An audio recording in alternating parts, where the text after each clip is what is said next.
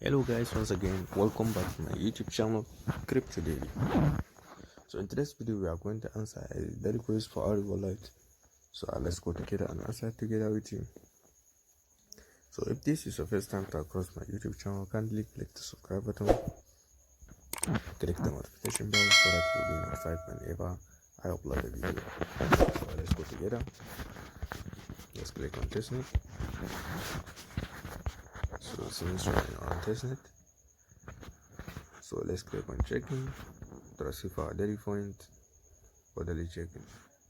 We have collected 30 ARI. So let's scroll down for the quiz. Yeah. So let's click on it. So the question of the day it is, what is the primary use of mnemonic phrase? So a mnemonic phrase like is being used for recovering private keys, so which is number 3, which is C.